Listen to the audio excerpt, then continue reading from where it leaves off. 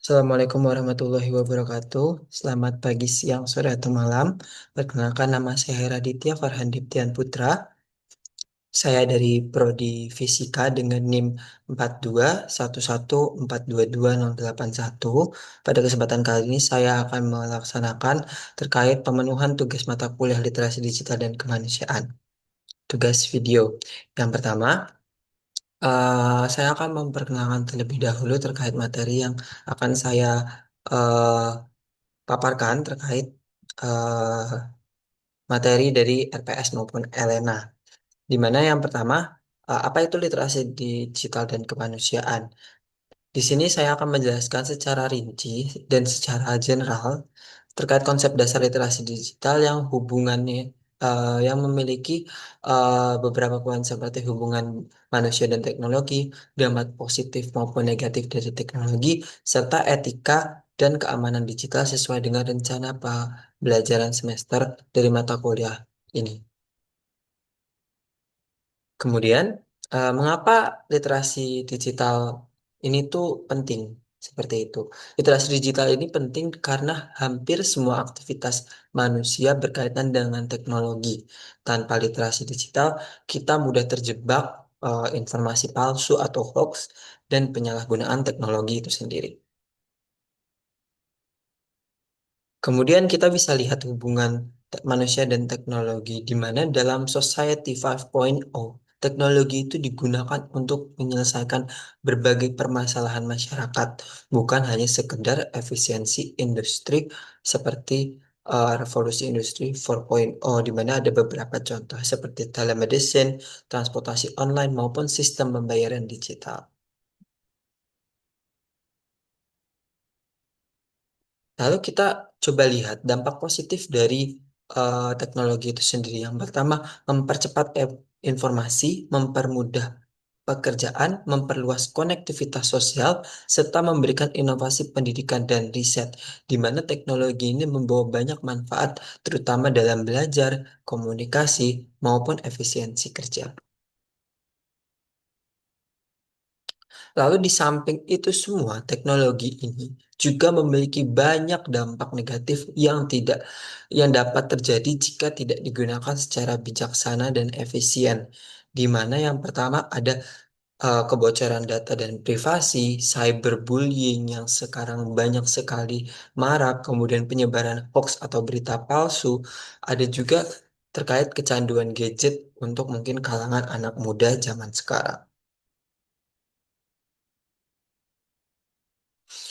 Lalu kita sering mendengar istilah dari IoT atau Internet of Things, di mana IoT ini apa sih sebenarnya? Jadi IoT itu merupakan perangkat fisik yang saling terhubung melalui internet dan dapat bertukar data, di mana dapat kita lihat contohnya seperti smartphone, kamera CCTV online, smartwatch, dan sensor otomatis, di mana IoT ini sudah menjadi bagian hidup kita.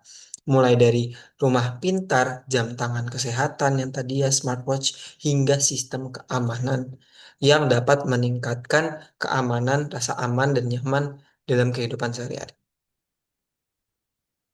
Lalu kita juga sering mendengar terkait big data. Sebenarnya itu konsep big data itu dibagi jadi beberapa ya, di mana big data itu memiliki volume yang besar, kemudian memiliki kerja dengan kecepatan tinggi, kemudian memiliki variasi yang sangat beragam.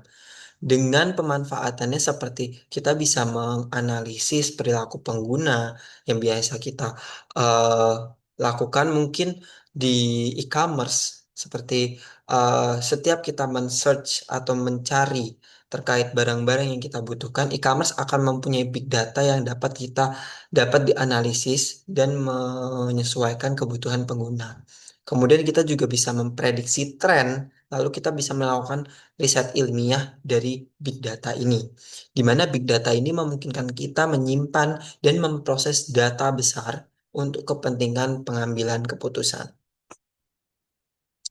Selanjutnya, AI atau kita bisa sebut sebagai artificial intelligence atau kecerdasan buatan, di mana AI ini merupakan sistem yang dapat belajar dan membuat keputusan. Seperti contoh, kita bisa setiap kita menonton dari aplikasi YouTube, kita mendapatkan rekomendasi, kemudian ada chatbot, chatbot itu seperti ChatGPT, Perplexity, dan lain-lain, kemudian ada face detection, Google Maps. Nah, AI atau kecerdasan buatan ini membantu aktivitas sehari-hari, mulai dari navigasi hingga personalisasi media.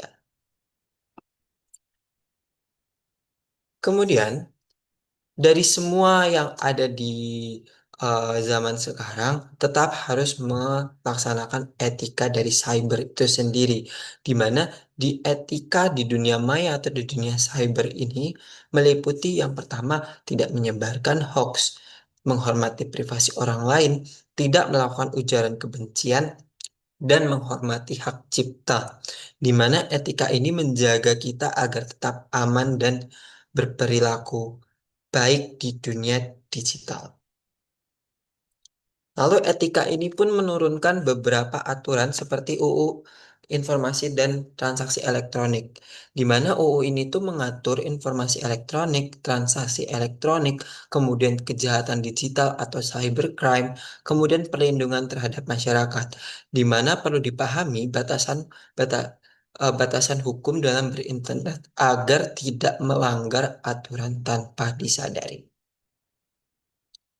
Lalu bisa di beberapa hal yang dapat kita lakukan untuk menjamin keamanan data dan privasi kita, yakni ada beberapa dapat kita lakukan. Yang pertama ada gunakan password yang kuat, aktifkan 2FA, kemudian akses link dengan hati-hati, lalu batasi juga izin aplikasi yang menempel pada perangkat-perangkat elektronik atau perangkat yang mengandung data-data pribadi. Yang jadi keamanan data ini sangat-sangat penting karena banyak kasus penyalahgunaan identitas dan penipuan digital seperti doxing. Kemudian, maka dari itu dapat kita simpulkan bahwa literasi digital ini bukan hanya soal teknologi, tetapi juga soal kemanusiaan dan etika, di mana kita sebagai harus menjadi pengguna teknologi yang bijak. Kemudian kita juga harus lebih memahami resiko di dunia digital. Kemudian juga harus menerapkan nilai-nilai kemanusiaan dalam penggunaan teknologi itu sendiri.